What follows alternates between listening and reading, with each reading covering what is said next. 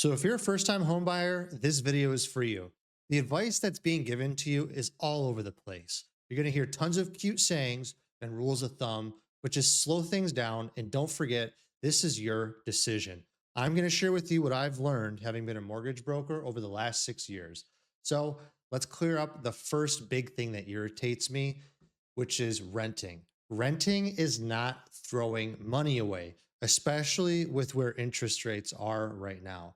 Remember, your rent payment will be the most you'll pay, and your mortgage is going to be the least you'll pay. With rent, your costs are going to be fixed. You pay what you pay each month.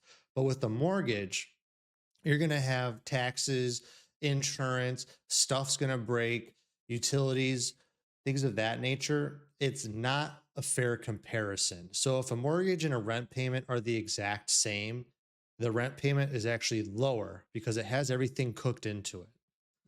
Now, in the short term, renting is going to be cheaper than owning. And if you plan to only be somewhere for a year or two, just rent. Don't be pressured to buy just because you're building equity, especially when you consider all the costs of buying a house. You have the down payment, the closing costs, realtor fees, things of that nature, which takes a couple of years for you to actually recuperate.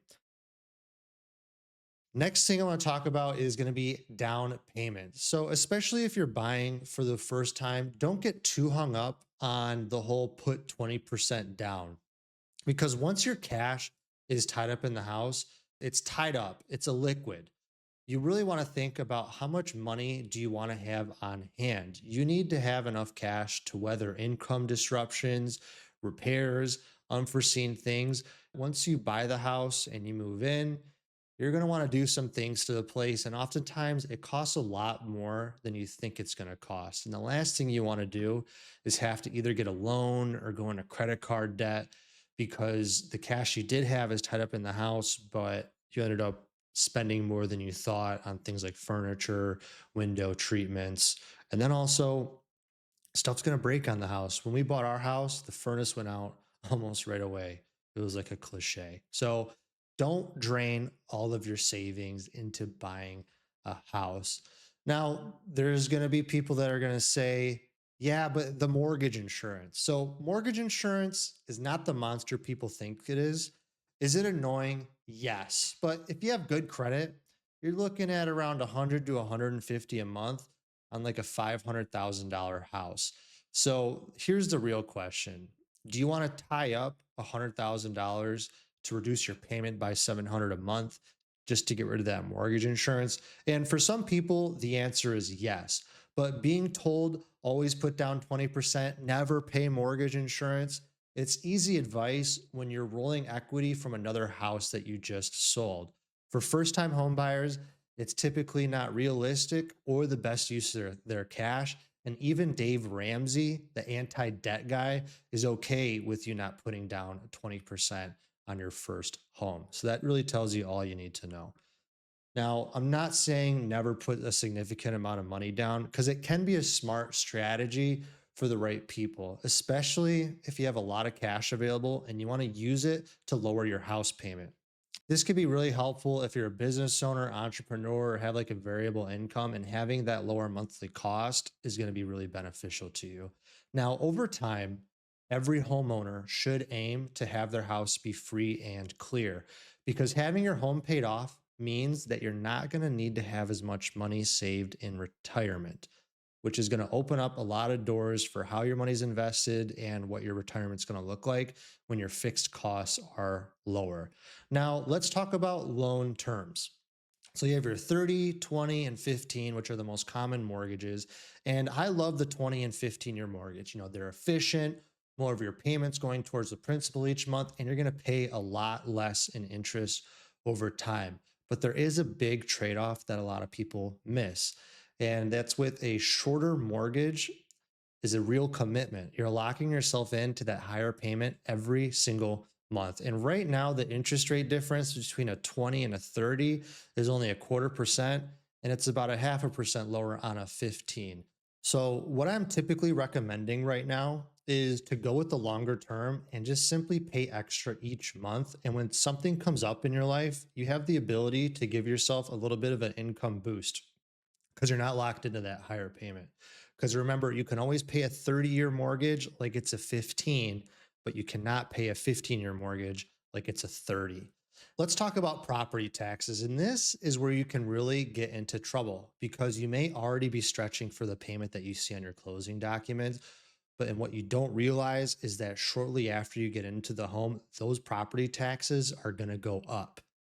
And that is because when someone lives in Michigan for a long time, your property tax increases are capped through what's called a homestead exemption. So when that home is sold, the taxable value resets essentially to around the value that you purchased it at. So if the previous owner lived there for 10 or 20 years, your tax bill can actually double. And with your tax bill going up, if you have an escrow account, this jacks up your mortgage payment in two ways because of course the payment's higher because the taxes are higher, but now you have to pay catch up to get the escrow account back to where it needs to be. Make sure you ask your realtor and mortgage broker what your actual taxes are going to be. So if you've never heard of an escrow account before, all it is basically an account that the mortgage company sets up for you where they break down your taxes into monthly payments and they put the money away for you. And then when the taxes are due, which is typically twice a year, the mortgage company handles it and pays the tax.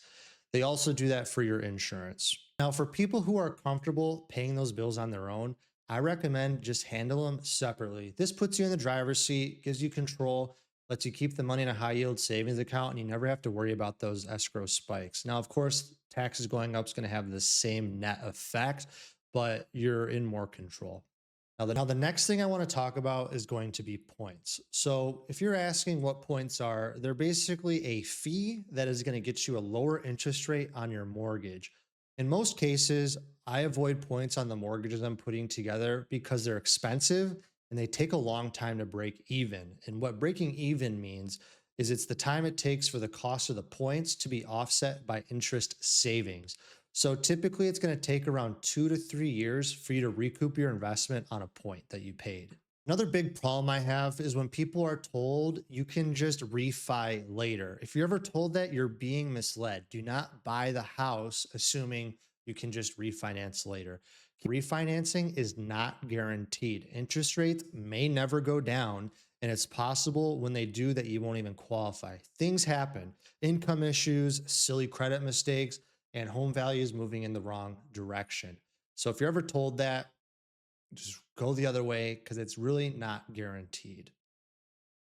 Next thing I want to go into is business owners out there. So if you're buying a house and you're self-employed or thinking about starting a business, it makes getting a mortgage a little bit more complicated because you need to be in business at least 2 years and be profitable over those 2 years. And keep in mind that we use the average of income of those 2 years.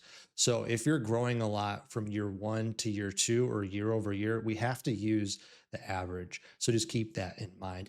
Next thing is when you're looking to buy a home, get your documents organized ahead of time. We don't really need all that much paperwork from you.